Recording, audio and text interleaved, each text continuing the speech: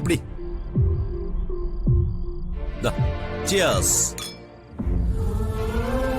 കുറെ നാളായിട്ട് ഞാൻ പിറങ്ങിടന്നൊരു കേസുണ്ട്. അധികം താമസിക്കാതെ അത് കോടതിയിലെത്തും. അതലീന്റെ മോഹം കണ്ടാലേ അറിയാം എന്തോ വലിയൊരു മീൻ വലയെ കുടുങ്ങിയിട്ടുണ്ടെന്ന്. അളിയാ, ഇത് വെറും മീനല്ല, ഒരു തിമിംഗലോ. അതാരാ അത്ര വലിയ തിമിംഗലം? കക്ഷികളെ അളിയനെ അറിയാവുന്നവരാണ്. ഈ കേസിലെ പ്രതി അവന്തികയാണ്. അതിന്റെ ഡീറ്റെയിൽസ് ഒക്കെ ഞാൻ പിന്നെ പറയാം. അളിയൻ പറഞ്ഞു തുടങ്ങിയപ്പോഴേ എനിക്ക് തോന്നി അളിയൻ എന്തോ ഒളിപ്പിക്കുന്നുണ്ടെന്ന്. അതെന്താണെന്ന് ഞാൻ ചോദിക്കുന്നില്ല.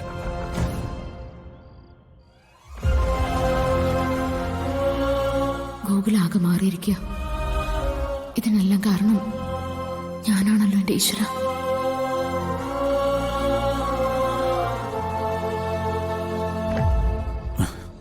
ശരിയല്ലേ, ഞാൻ കിടക്കട്ടെ. നാളെ രാവിലെ കോടതി കേസുള്ളതാ. Good night. Good night.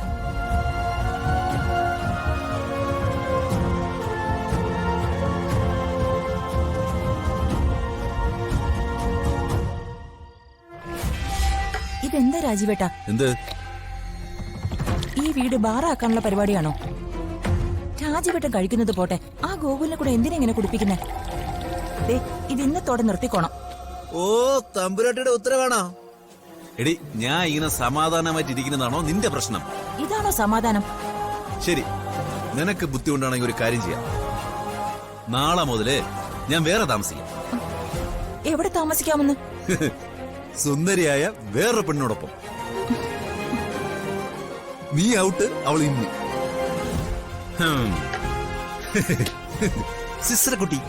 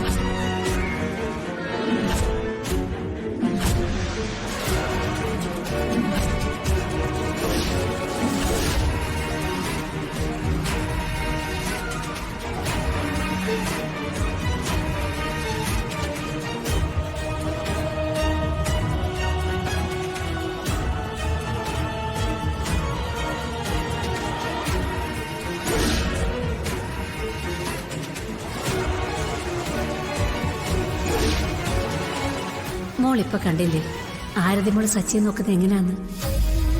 അവളൊരു നല്ല കുട്ടിയാ. അവക്ക് സച്ചിയെ വലിയ ഇഷ്ടാ. അവനൊന്ന് മോള് കിട്ടിയാ മതി, ഞങ്ങൾ ആ കല്യാണം നടത്തി കൊടുക്കും. നീ അല്ലാതെ മറ്റൊരു പെണ്ണ് ഇനി അവന്റെ ജീവിതത്തിൽ ഉണ്ടാവില്ലെന്ന് എനിക്ക് ഉറപ്പുണ്ട്. 2 മുറികളിലുള്ള ഈ ജീവിതം അവസാനിപ്പിച്ച് ഇനിയെങ്കിലും നിങ്ങൾ ഒരുമിച്ച് മുന്നോട്ട് പോയേ പറ്റൂ. ഇനിയെങ്കിലും നീ യഥാർത്ഥ ഭാര്യയാവണം. നിങ്ങൾ ഒരുമിച്ച് ജീവിക്കണം. നിങ്ങൾക്കൊരു കുഞ്ഞുണ്ടാവണം.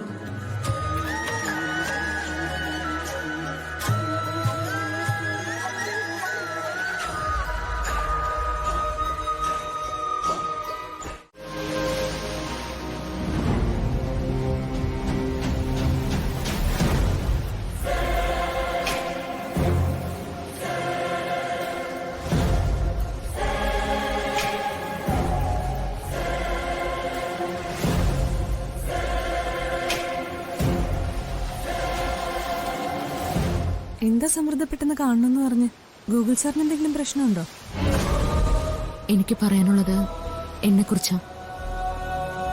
ആരതിക്ക് എപ്പോഴെങ്കിലും വഴിമറന്ന് യാത്ര ചെയ്യേണ്ടി വന്നിട്ടുണ്ടോ? മനസ്സിലായില്ല. പണ്ടൊരു കഥ വായിച്ചത് ഓർമ്മയുണ്ട്. വീട്ടിലേക്കുള്ള വഴി മറന്നുപോയ ഒരാൾ വർഷങ്ങളോളം മറ്റൊരു വഴിയിലൂടെ നടന്നു. പഴയ വഴി അയാൾ മറന്നുപോയി.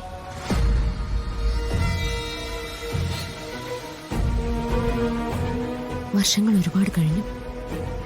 ഒരു ദിവസം അയാൾക്ക് സ്വയം മനസ്സിലായി തന്റെ യഥാർത്ഥ വഴി ഇതല്ലാന്നും. തിരിച്ചു നടക്കാൻ ശ്രമിച്ചു, പക്ഷെ കഴിഞ്ഞില്ല. കാരണം വർഷങ്ങളോളം അയാൾ ജീവിച്ച പുതിയ വഴിയിൽ അയാൾക്ക് പ്രിയപ്പെട്ട പലതും ഉണ്ടായിരുന്നു. അത്ര പെട്ടെന്ന് അതൊന്നും ഉപേക്ഷിച്ച് തിരിഞ്ഞു നടക്കാൻ അയാൾക്ക് പറ്റുമായിരുന്നില്ല. അല്ല, എന്തിനാ ഈ കഥ ഇപ്പൊ എന്നോട് പറയുന്നത്? ഞാനും അതുപോലൊരവസ്ഥയില്ല. ശിവയോഗിയുടെ ആശ്രമത്തിൽ വെച്ച് എന്താ സംഭവിച്ചെന്ന് ആരതിക്ക് ഓർമ്മയില്ലേ?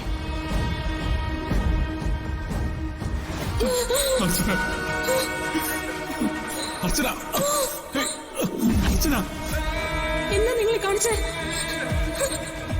ആരാ നിങ്ങള്? വീട്ടിലേക്കുള്ള വഴി മറന്നുപോയ മനുഷ്യന് വർഷങ്ങൾക്ക് ശേഷം തന്റെ വഴി ഓർമ്മ വന്നതുപോലെ ശിവയോഗിയുടെ ആശ്രമത്തിൽ വെച്ച് അർച്ചനയുടെ ഓർമ്മകൾ എനിക്കും തിരിച്ചു കിട്ടിയതാ.